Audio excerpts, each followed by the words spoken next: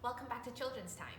Now, having a good memory really helps us in our everyday life. You might have to remember lots of things at home or at school. Imagine switching brains with your goldfish, that is if you have one, just for one morning, and I wonder how different your life might be. Today, let's check your brain powers for memory. Here's a few pictures that I'm going to show you, and you're going to have 10 seconds to take a look at them. Then I'm going to take the picture away, and I'm going to see how much things you'll remember. Are you ready? Here's the first picture. Now, some of you may know that pi is a very big number. So here we go. Let's see how many digits you can remember.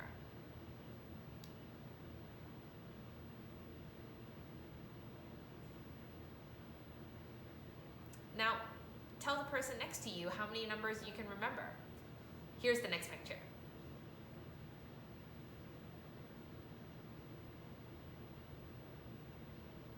Well, maybe you say patterns are much easier than digits. Well, here's the last one. Well, you're going to see how many things you can remember.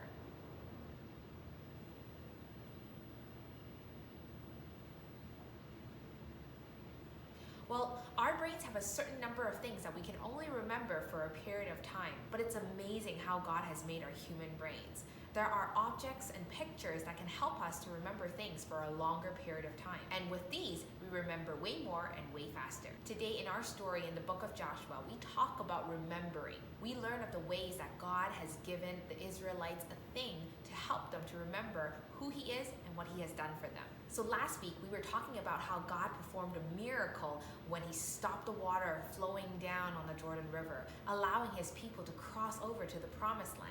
As the priests stepped into the river, instantly the water from the flow stopped, and there they were, standing on dry land. So the priest walked ahead of the people, carrying the Ark of the Covenant with them, and signifying that God's power was the one leading them. And so there they were. The priests carrying the Ark of the Covenant stood right in the middle of the river, on dry land, and watched the people walk across. Just imagine thousands of adults, children, animals walking by. They walked quickly to try to get to the other side. But God had special instructions for Joshua. He told Joshua to pick 12 men, one from each of the tribe of Israel, that means people groups, to pick a stone from the middle of the Jordan River. The 12 men were to pick up the stones and bring them to the land that they were crossing to and pile them there at the place that they were going to stay. So what was the stones for? Well, the stones were like symbols, a reminder. God wanted His children and the children of His children and the children of His children's children to remember who He was and what He has done for them, and to not forget that He was the one that was leading them out of the land of slavery, through the wilderness, and now crossing this Jordan River to the land that God has promised to give them. So Joshua did exactly what the Lord had commanded him. The people did exactly what Joshua told them to do as well.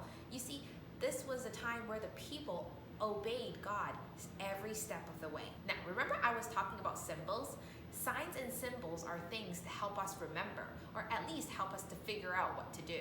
We know that a picture can tell of a message, and a sign can tell you to stop, walk, or what activity is coming up next. Now, a symbol may not actually have a word inside of it, but a symbol can just be an object that has a deeper meaning attached to it. And some say that symbols are just simple characters or objects that points to something deeper in meaning, usually an idea or a memory. Well, how are the stones supposed to tell of who God is?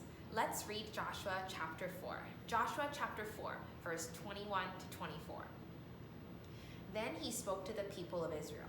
He said, "In days to come, your children after you will ask their parents, 'What do these stones mean?' Their parents must tell them, 'Israel went across the Jordan River on dry ground. The Lord your God dried up the Jordan for you until you had gone across it. He did it to the Jordan River, the same thing He had done to the Red Sea. He dried up the Red Sea ahead of us until we had gone across it.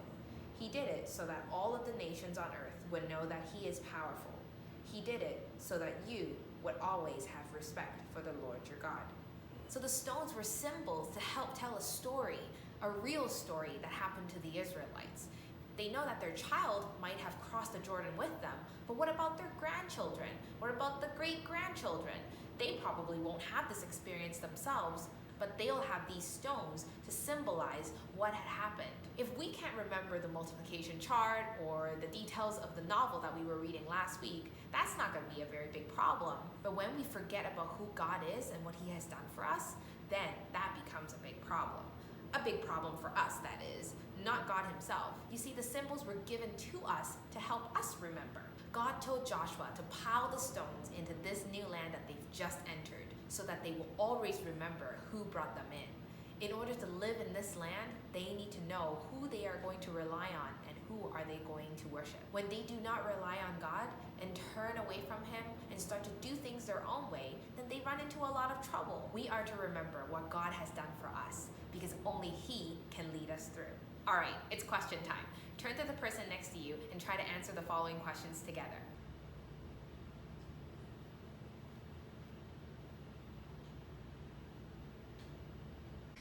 It's question time on the book of Joshua.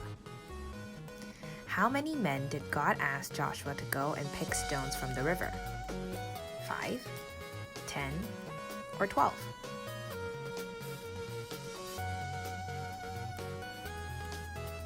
Where were the men asked to pick up the stones? At the edge of the river, in the middle of the river, at the city gate by Jericho. What are symbols? An object that has a deeper meaning, something you use to cook with, a story.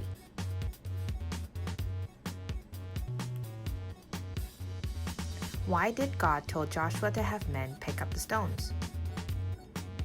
So they can build him a well, so they can use this as weapon to attack Jericho, so they will remember that the Lord has led them across the Jordan. Let's think deeper. Share one thing that you can remember that God has helped you with in the past.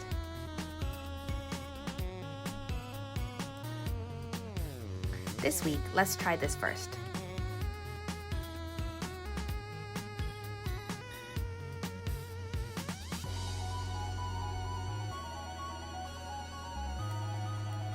Great job!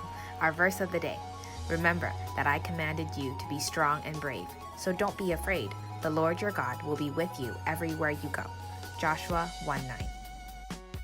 Thanks for joining me in this week, and I'll see you